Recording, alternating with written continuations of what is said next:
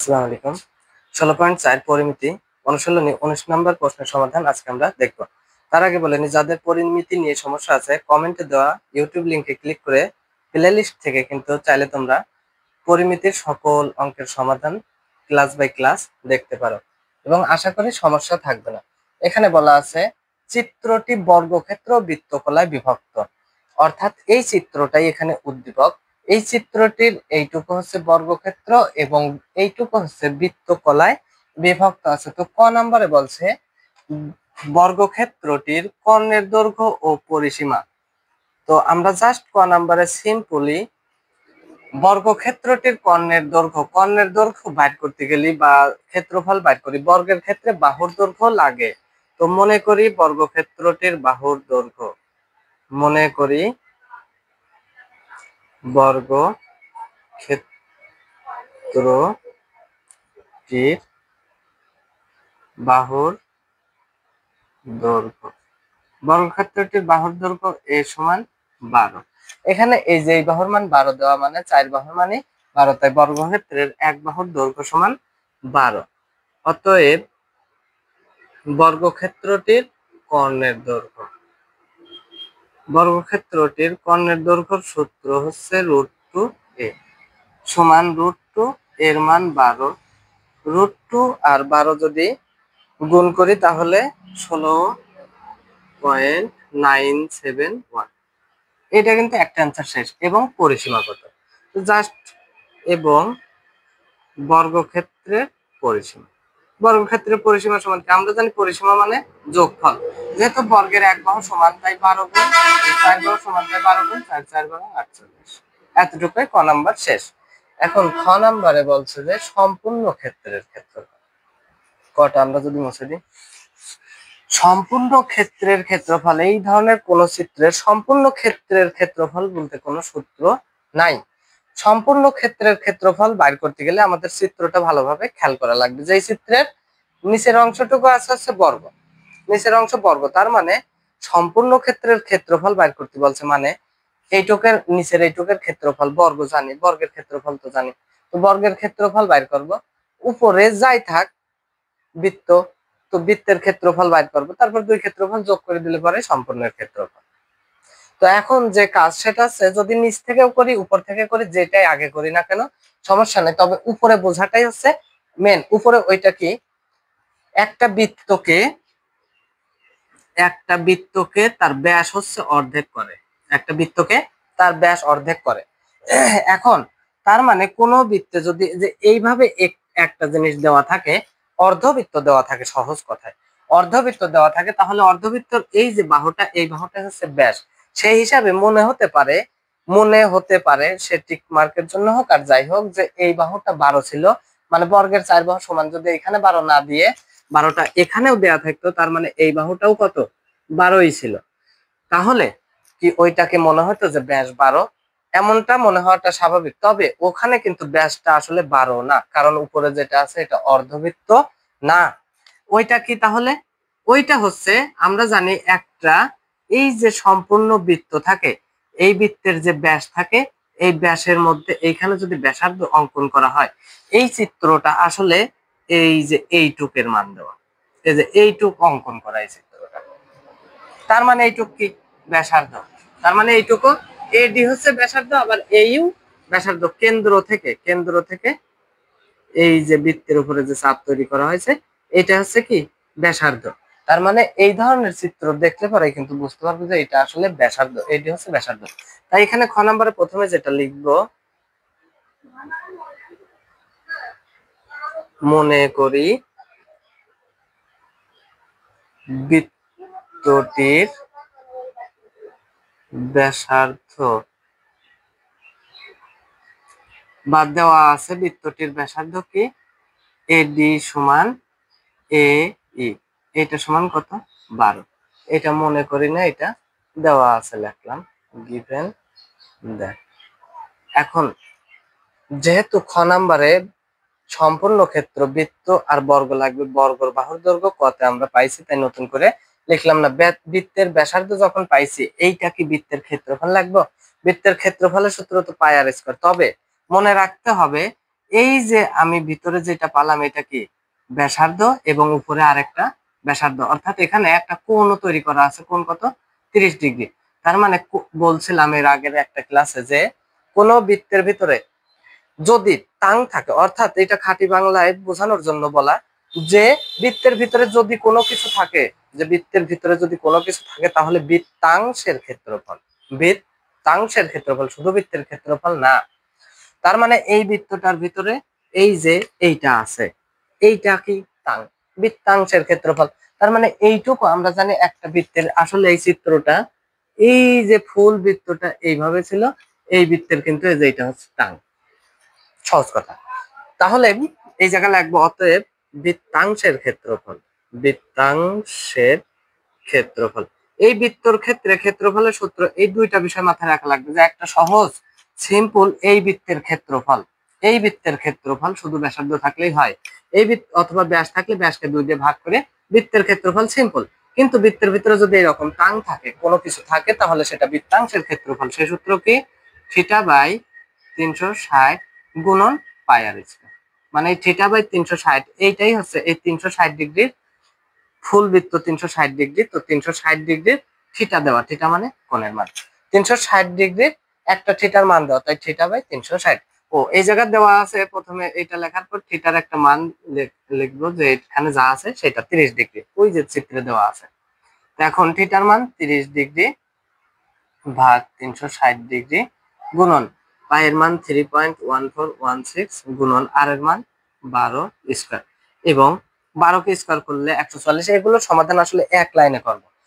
12 কে square করলে 144, 12 এটার সাথে গুণ করবো, তারপর 30 এর সাথে গুণ করে যা হবে সমানে 4 দিয়ে ডাইরেক্ট 360 দিয়ে যদি আমরা ভাগ করি, তাহলে আমাদের যে আসবে 37.699, এটা ফাইনাল। এখন এটা আসলে কি বৃত্তাংশের ক্ষেত্রফল। আমাদের আর একটা ক্ষেত্রফল কি বাকি আছে? আর একটা ক্ষেত্রফল বাকি আছে, উপরের বৃত্তাংশ পাইছি, এবার বর্গের ক্ষেত্রফল। জাস্ট সিম্পল এই 6 নাম্বারটাও। তাই এবার লাগবে কি বর্গর ক্ষেত্রের ক্ষেত্রফল, বর্গক্ষেত্রের ক্ষেত্রফল। বর্গক্ষেত্রের ক্ষেত্রফল সমান আমরা জানি বাহুর স্কয়ার মানে এ স্কয়ার, মানে ডাইরেক্ট 12 স্কয়ার লিখলেই এনাফ, যেটা স্কয়ার করলে 144। ক্ষেত্রফলে সবসময় বর্গ লিখতে হয়, যে বর্গ মিটার থাকলে মিটার, সেন্টিমিটার থাকলে সেন্টিমিটার, ওগুলো জাস্ট সিম্পল। এবার আমরা যেহেতু দুই ক্ষেত্রফল পাইছি, তাই দুইটাই যদি যোগ করে দিই তাই তো সম্পূর্ণের ক্ষেত্রফল পাই। খুবই সিম্পলি চিন্তা করবো আমরা। তাই এখন আমরা লিখবো যে সম্পূর্ণ ক্ষেত্রের ক্ষেত্রফল বা সম্পূর্ণের ক্ষেত্রফল। ক্ষেত্রফল ডান পাশে জায়গা নাই, তাই আমি নিচে লিখলাম যে 144 প্লাস 37.6992। এখন এটা দুইটা যদি যোগ করে 181.6992, এটাই কিন্তু খ নম্বর প্রশ্নের সমাধান। এখন যদি আমরা গ নম্বর করি, গ নম্বরে কি বলা আছে? বর্গের বাহুর দৈর্ঘ্য বিশিষ্ট, আগে খটা মুছি,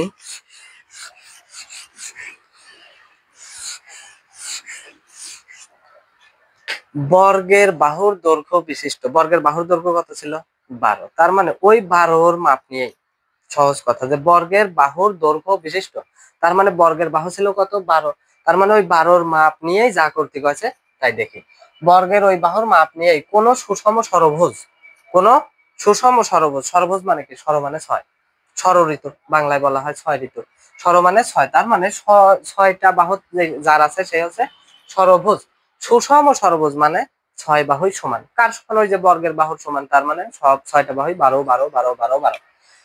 কোন বৃত্তে অন্তর্লিখিত হলে, আচ্ছা আগে সুষম ষড়ভুজটা যদি আমরা অঙ্কন করি, 1 বাহু, 2 বাহু, 3 বাহু, 4 বাহু, 5 বাহু, এই যে 6 বাহু, এই হচ্ছে সুষম ষড়ভুজ। যদিও দেখতে আমরা এই জায়গা ভালো দেখা যাচ্ছে না,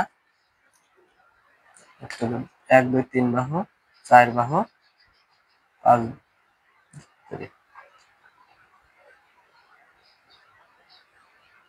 6 বাহু। আচ্ছা যাই হোক, 1 2 3 4 5 6 সুষম ষড়ভুজ। সুষম ষড়ভুজ কোন বৃত্তে অন্তর্লিখিত হলো। অন্তর্লিখিত কি? অন্তর্লিখিত অনেক জায়গায় এই পরিমিতিতে আছে, যে অন্তর্লিখিত মানে অন্তরের ভিতরে। সম্পাদ্যয় অন্তর্বৃত্ত অঙ্কন করছি না, ত্রিভুজের অন্তর্বৃত্ত মানে ত্রিভুজের ভিতরে। অর্থাৎ সম্পাদ্যে যে এরকম ছিল, একটা পরিবৃত্তর কথা যখন তখন বাইরে দিয়ে, অন্তর্বৃত্ত যখন তখন এই যে ভিতরে, অন্তর্বৃত্ত অন্তরের মধ্যে যেটা। তাহলে এই সুষম ষড়ভুজ কোন বৃত্ত অন্তর্লিখিত হলে, তার মানে সুষম ষড়ভুজটাই হচ্ছে বৃত্তের মধ্যে, তার মানে বৃত্ত বাইরে। এই জিনিসটা হচ্ছে বোঝান যে বৃত্তটা আসলে ভিতরে নাকি এই ষড়ভুজটাই ভিতরে। এই জায়গায় অন্তর্লিখিত মানে ভিতরে, কিন্তু বৃত্ত কি ভিতরে না। সুষম ষড়ভুজ কোন বৃত্তে অন্তর্লিখিত, তার মানে সুষম ষড়ভুজটাই বৃত্তের মধ্যে অন্তর্লিখিত। এই বৃত্তটা কি, যদি এই জায়গা মাপগুলো একটু অ্যাকুরেট হলে পরে এটা সুন্দর দেখা যেত। চিত্রটা যদি আরেকবার অঙ্কন করি, দেখি, এক বাহু, দুই বাহু, তিন বাহু, চার বাহু, পাঁচ বাহু, ছয় বাহু। এখন এই জায়গায় এই যে বৃত্তে অন্তর্লিখিত এই ছয়টা বাহুকে মানে ছয়টা কোণকেই কিন্তু স্পর্শ করবে এই বৃত্তটা, এমন বৃত্ত হবে। তাহলে এটা অঙ্কন করার আরেকটা সহজ বুদ্ধি যেটা আমার মনে হয় সেটা হচ্ছে যে বৃত্ত আগে অঙ্কন করা, যেহেতু ষড়ভুজটা বৃত্তে অন্তর্লিখিত, তাই প্রথম এই যেটা আঁকবো সেটা হচ্ছে বৃত্ত। বৃত্তে একটা কেন্দ্র থাকবে, এক বাহু, দুই বাহু, তিন বাহু, চার বাহু, পাঁচ বাহু, ছয় বাহু, শেষ। এটা হচ্ছে সুষম ষড়ভুজ, যা বৃত্তে অন্তর্লিখিত, যার প্রত্যেকটা বাহু 12।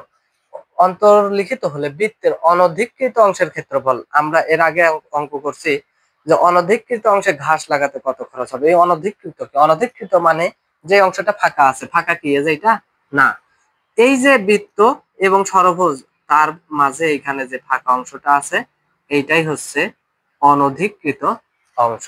এই অনধিকৃত অংশ বাইর করার সহজ নিয়ম আমরা 16.2, 16.3 এবং 16.4 আগের অঙ্ক যেগুলো করছি সেখানে স্পষ্ট বলছি যে সহজে চিন্তা করবো, আমরা মনে করতেছি অঙ্ক করতেছি না আমরা। সেটা হচ্ছে এই সম্পূর্ণ থেকে যদি ভিতরের এইটা বাদ দিই তাই অনধিকৃত পাইনি। যেমনটা ছিল যে এরকম ভিতরে ছিল রাস্তা, তাহলে এই যে রাস্তা, এই রাস্তা পাতে হলে কি করা লাগছে, এই সম্পূর্ণ থেকে ভিতরের যে এইটুকু বাদ দিয়ে দিছে, তাই তো রাস্তা অটোমেটিক পাওয়া যায়। এইটুকু তো আগে চিন্তা করা লাগবে। তাই প্রথমে লাগবে কি, এই যে বৃত্তের ক্ষেত্রফল, কার ক্ষেত্রফল, যেহেতু অনধিকৃত অংশের ক্ষেত্রফল কত চাইছে, তাহলে ক্ষেত্রফল থেকে ক্ষেত্রফল বিয়োগ দিলে ক্ষেত্রফল পাওয়া যাবে। বৃত্তের ক্ষেত্রফল লাগবে আগে, তো বৃত্তের ক্ষেত্রফলের সূত্র কি, পাই আর স্কয়ার। এই জাস্ট এতটুকু সিম্পল সূত্র দিয়েই হচ্ছে এই বৃত্তের ক্ষেত্রফল বাইর করবো। তবে আগে ষড়ভুজটা তো নতুন, ষড়ভুজের একটা ক্ষেত্রফল লাগবে।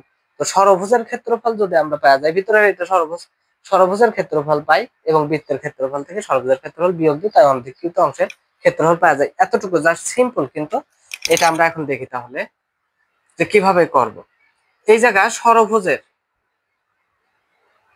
মনে করি ষড়ভুজের ষড়ভুজের মনে করি না দেওয়া আছে, এটা দেওয়া আছে লেখার দরকার নেই, মনে করি লেখাই উত্তম। মনে করি ষড়ভুজের এক বাহুর দৈর্ঘ্য এ সমান 12। এখন এক বাহুর দৈর্ঘ্য এ সমান 12 হলে এন সমান এখানে 6। এন সমান 6 কেন, এন হচ্ছে সংখ্যা, বাহুর সংখ্যা হচ্ছে এন, বাহু কয়টা, 6টা, তাই এন সমান 6। এখন সুষম ষড়ভুজের সুষম মান মানে হচ্ছে যার 6 বাহু সমান সুষম ষড়ভুজ, এই ষড়ভুজ আর বহুভুজ, ষড়ভুজের ক্ষেত্রফলের সূত্র, ক্ষেত্রফল সমান সুষম ষড়ভুজ আর বহুভুজ দুইটা একই জিনিস সূত্র। বহুভুজ মানে সুষম, যার মানে অনেকগুলো বাহু সমান, অনেকগুলো বাহু তো 6 বাহু কি অনেকগুলো না, তাই সুষম ষড়ভুজের ক্ষেত্রফলের সূত্র এন এ স্কয়ার ভাগ 4 গুণন, এই জায়গায় গুণ দেওয়ার প্রয়োজন নাই, জাস্ট কট, তারপরে 180 ডিগ্রি ভাগ এন। এই সূত্রটা মুখস্থ করা লাগবে। এখন এই সূত্র অনুযায়ী আমরা মান বসাই।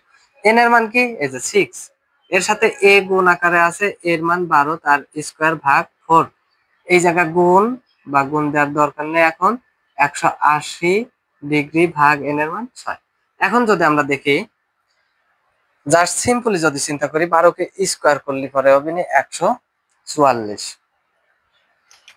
12 কে স্কয়ার করলে 144 হচ্ছে, 144 কে 6 দিয়ে গুণ করলে পরে যা হবে তার সাথে 4 দিয়ে যদি ভাগ করি তাহলে 216 হবে, তাহলে 216, সহজ কথা, এক লাইনে করা যায় এটা। 216, তারপরে কি আছে গুণ আছে, গুণ এবার দিলাম, কট না দিলেও সমস্যা নেই, গুণ 180 থেকে যদি 6 মাইনাস ভাগ দিই তাহলে 30 ডিগ্রি। এখন কট 30 ডিগ্রির মান কত?